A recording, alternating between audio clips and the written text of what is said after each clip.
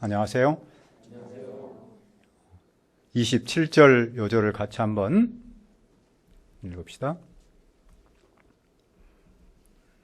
시작. 그들이 이르러 교회를 모아 하나님이 함께 행하신 모든 일과 이방인들에게 믿음의 문을 여신 것을 보고하고, 은혜로우신 아버지 하나님, 이 시간에 예배하기 위해서 왔습니다. 성령 하나님께서 우리와 함께 하시고 한 말씀을 허락하여 주옵소서. 감사하고 예수님의 이름으로 기도합니다. 아멘. 이런 말을 들은 적이 있을 겁니다. 하나님이 다 하셨습니다. 이 말의 뜻이 무엇일까요? 첫째, 믿는 사람, 믿지 않는 사람. 1절을 보십시오. 이에 이고년에서 두 사도가 함께 유대인의 회당에 들어가 말하니 유대와 헬라의 허다한 무리가 믿더라. 두 사도는 바울과 바나바입니다. 그런데 본래 사도는 예수님의 12 제자에게만 붙였던 타이틀이잖아요. 그런데 오늘 말씀에서는 바울에게도 바나바에게도 사도라는 칭호를 붙여주었습니다. 그만큼 이 두 분은 예수님으로부터 인정을 받았다는 뜻이죠. 즉 예수님께서 세우신 증인이라는 뜻입니다. 그런데 그들은 비시디아 안디옥에서 전도하다가 쫓겨나 이고니온으로 왔습니다. 그들은 그곳 회당에 들어가서 전도했는데 다양한 사람이 믿었습니다. 그러나 순종하지 않은 유대인은 이방인의 마음을 선동하여 사도들에게 악감을 품도록 했습니다. 언제나 말씀을 믿지 않는 사람이 있는데 그들은 믿는 사람에게 나쁜 감정을 품습니다. 두 사도는 그들과 어떻게 맞섰습니까? 그들은 주님을 의지하고 담대히 말하면서 그곳에 오래 있었습니다. 그랬더니 주님께서 표적과 기사를 그들의 손으로 하도록 하셔서 은혜의 말씀을 계속해서 증언하도록 도와주셨습니다. 표적과 기사는 그 자체가 목적이 아니라 언제나 말씀을 잘 전할 수 있도록 도와주는 역할을 하죠. 그 사역의 결과가 어떻게 나타났습니까? 그 도시 사람들은 두 편으로 나뉘었습니다. 그들은 박해자의 편에 서든지 아니면 두 사도 편에 서든지 했습니다. 해가 비추면 빛과 어둠이 생기잖아요. 이처럼 말씀을 전하면 언제나 믿는 사람과 믿지 않는 사람이 있습니다. 그런데 박해자의 편에 선 사람은 서로 연합하여 두 사도를 모욕하며 돌로 치려고 달려들었습니다. 믿지 않는 사람은 나쁜 감정만 품고 있는 것이 아니라 그것을 실제로 행동으로까지 옮깁니다. 두 사도는 다시 무엇을 했습니까? 그들이 알고 루스드라와 더베와 그 근방으로 도망했습니다. 하지만 그들은 그곳에 숨지 않고 그곳에 가서 복음을 또 전합니다. 박해는 복음을 멈추게 하지 않지요. 오히려 더 많은 지역으로 전파하며 확장하고 있습니다. 그곳에서 또 놀라운 일이 일어났습니까? 루스드라에는 발을 쓰지 못하는 지체 장애인 한 사람이 앉아 있었습니다. 그는 나면서부터 걷지를 못해서 지금까지 한 번도 걸어본 적이 없었죠. 그는 바울이 말하는 것을 잘 들었습니다. 바울이 그를 똑바로 바라보니 그에게는 고칠 수 있는 믿음이 있었습니다. 그 믿음을 보고 바울은 무엇을 했습니까? 10절을 보십시오. 큰 소리로 이르되 내 발로 바로 일어서라 하니 그 사람이 일어나 걷는지라. 사도는 그의 믿음을 보고 그에게 말했습니다. 일어서라. 그랬더니 그는 일어났고 걷습니다. 이런 모습은 과거에 예수님께서 살아계실 때 행하셨던 모습을 바울 사도를 통해서 그대로 재현하고 있는 것이죠. 그 장애인이 일어나 걷게 된 뿌리는 무엇입니까? 바로 말씀을 들읍니다. 바울이 와서 메시지를 전하니 이 장애인이 아주 마음을 열고 그 메시지를 들었습니다. 메시지를 들었더니 믿음이 생겼습니다. 믿음이 생기니 일어나 걸은 거죠.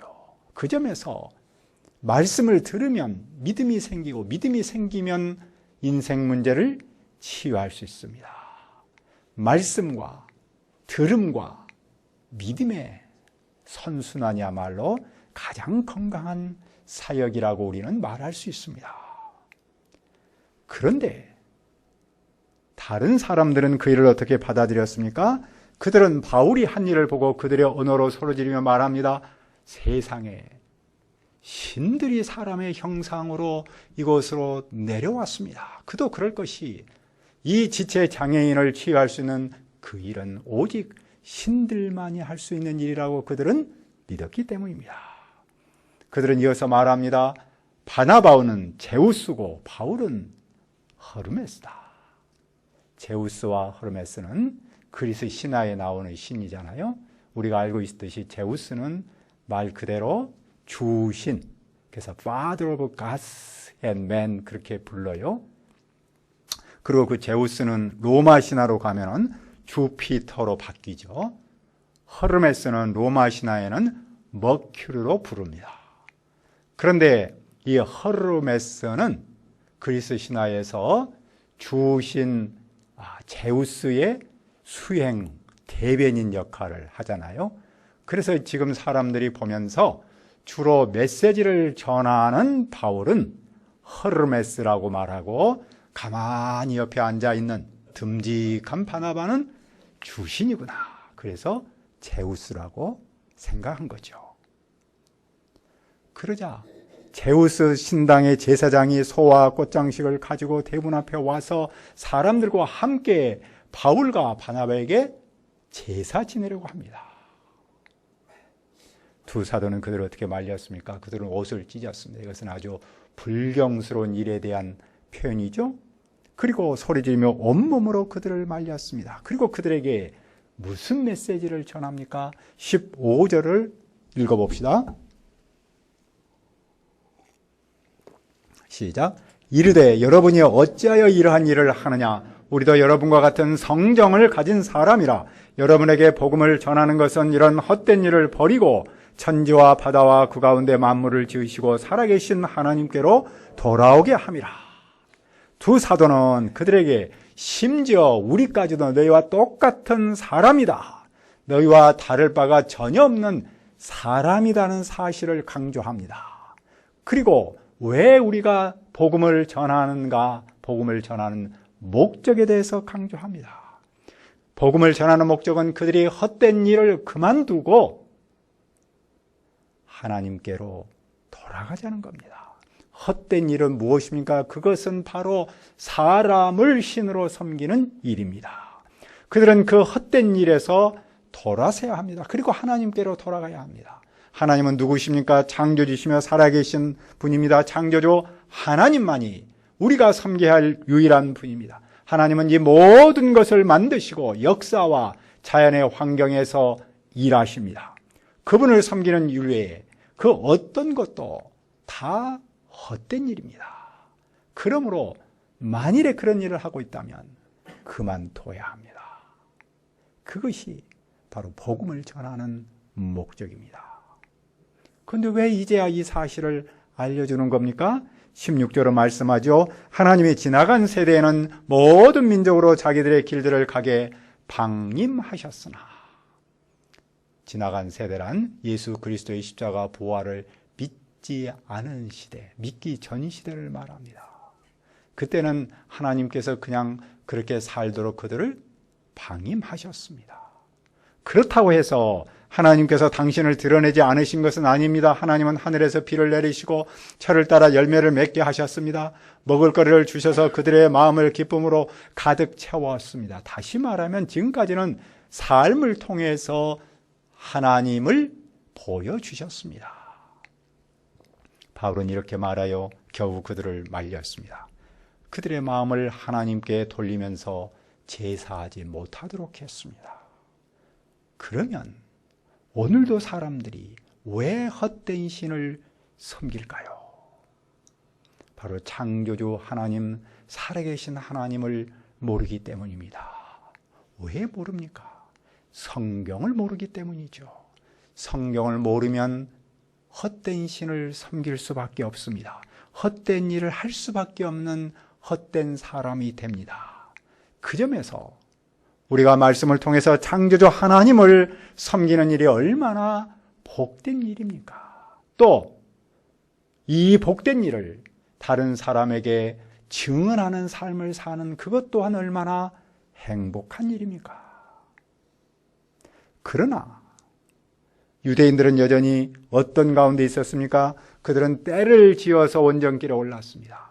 그들의 열심은 과거의 사울이 예수 믿는 사람들을 박해하기 위해서 했던 그런 열심과 같습니다. 그들은 바울을 직접 대적하기보다는 사람들을 선동하여 바울을 대적하게 만듭니다. 사람들은 바울을 돌로 쳤습니다. 그들은 바울이 죽은 줄 알고 성 밖으로 끌어냈습니다. 그런데 제자들이 둘러섰을 때 바울이 일어났습니다. 일어났다는 말은 죽은 자로부터 일으킨다. 죽은 사람으로부터 일어났다라는 뜻입니다. 그러니까 어떻게 보면 바울은 죽었다가 다시 살아났다고 할 수 있겠죠. 그는 일어나서 성으로 다시 들어갔습니다. 그는 죽음 앞에서도 물러서지 않고 담대하게 복음을 전했습니다. 그는 복음을 전하는 일에 있어서 자기 목숨을 아끼지 않았습니다. 그는 더베로 가서 무엇에 힘썼습니까? 그는 복음을 전하면서 제자로 삼았습니다. 한쪽에서는 바울을 대적하여 죽이려고 합니다. 그러나 다른 한쪽에서는 바울을 통하여 믿음의 사람들이 탄생합니다. 어둠도 있지만 빛도 있습니다. 두 사도는 루스드라, 이고니온 그리고 안디옥으로 돌아갔습니다. 그는 지금까지 거쳐왔던 선교지를 역순으로 돌아가면서 방문했습니다. 그의 이 여정을 제1차 선교여행이라고 이름을 붙입니다. 우리가 지난주에 지도를 잠깐 봤는데 수리 안디옥에서 동쪽에서 비시디 안독 중간쯤으로 왔죠. 근데 올 때 배를 타고 왔어요. 그러다가 그 주변에서 이고니온 이렇게 하다가 다시 유턴을 해서 이렇게 돌아갑니다. 한남동에서 출발해서 올 때는 단대동도 거치고 무슨 모란역도 거치고 그래서 여기 죽전역으로 와가지고 그래서 보정도 강도가고 이렇게 정자동도 가고 그랬는데 갈 때는 모란역 그런 데를 안 거치고 그냥 직진해서 갑니다. 그래서 학자들은 바울이 3번 이렇게 선교여행을 하는데 이번이 첫 번째 선교여행이다라고 이렇게 묶어놓은 겁니다. 그런데 두 사도는 뉴턴에서 이렇게 돌아올 때 2가지를 했습니다. 첫 번째가 22절입니다. 제자들의 마음을 굳게 하여 이 믿음에 머물러 있으라 권하고 또 우리가 하나님의 나라에 들어가려면 많은 환난을 겪어야 할 것이라. 두 사도는 환난에 대해서 말합니다. 우리가 하나님의 나라에 들어가려면 많은 고난을 겪어야 한다라는 메시지를 전합니다. 왜 고난을 말할까요? 거대한 세상에 비해서 그들의 믿음과 환경이 너무나 연약하고 열악하기 때문입니다. 그들은 그런 현실에서 믿음을 지키는 일이 쉽지 않습니다. 하지만 그들은 계속해서 믿음의 길을 가야 합니다. 그런데 이렇게 살려면 고난에 대한 바른 이해가 있어야 합니다. 고난은 하나님의 나라에 들어가는 필수 요소입니다. 꽃길만 생각한다면 믿음의 길을 가기가 쉽지 않습니다. 현실의 어려움 앞에서 믿음을 지킬 수 없습니다. 그러나 고난이 따름을 알면 어려움 앞에서도 흔들리지 않고 갈 수 있습니다. 두 번째로 한 일은 무엇입니까? 23절을 보십시오. 각 교회에서 장로들 택하여 금식하며 그들이 믿는 주께 그들을 위탁하고, 장로는 문자적으로는 손 위에 어른이다 그 말이죠. 그래서 더 존경받는 그런 뜻입니다. 장로는 공동체에서 연장자이면서 하나님의 말씀도 잘 알고 공동체 구성원으로부터 존경을 받는 사람입니다. 그러니까 교회의 영적인 지도자라고 할 수 있겠죠. 바울과 바나바는 돌아오면서 각 교회마다 바로 이 영적 지도자를 세웠습니다. 그 영적 지도자를 장로라고 불렀습니다. 왜 장로를 세웠을까요? 세상이 교회를 박해할 때 지도자가 중요하기 때문입니다. 지도자가 굳게 서면 교회도 굳게 섭니다. 그리고 건강한 교회로 자랍니다. 오늘의 장로교회는 이 전통을 이어받았습니다. 그런데 다시 장로를 두 종류로 구분했죠. 말씀 사역에 집중하는 장로를 목사라고 부르고, 행정과 교회 치리를 담당하는 장로를 장로라고 부릅니다. 그래서 교회 행정적으로는 목사만 있지 않고 장로가 있는 교회를 건강한 교회로 부르죠. 그래서 장로 교회에서는 지금도 이 전통을 이어받아서 장로를 대단히 중요하게 여깁니다. 둘째, 하나님 중심, 내 중심. 자, 두 사도는 어디를 거쳐서 안디옥으로 돌아왔습니까? 밤빌리아로 갔고 버가에서 말씀을 전하면서 아탈리아로 내려갔습니다. 그곳에서 배를 타고 안디옥으로 갔습니다. 이 안디옥은 바울과 바나바를 파송했던 그 안디옥, 수리아 안디옥 또는 시리아 안디옥이라고 하죠. 그들이 선교하기 위해 하나님의 은혜를 몸에 맡겼던 바로 그 시리아 안디옥으로 돌아왔습니다. 그들은 그곳에서 무엇을 보고합니까? 27절을 읽어봅시다. 시작. 그들이 이르러 교회에 모아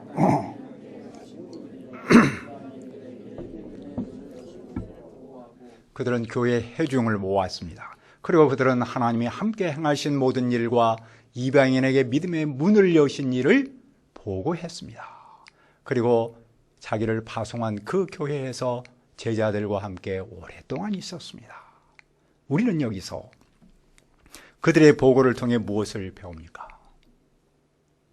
그들의 하나님 중심의 세계관을 배웁니다. 사람 중심으로 보면 그들의 제1차 선교여행은 그들이 했습니다.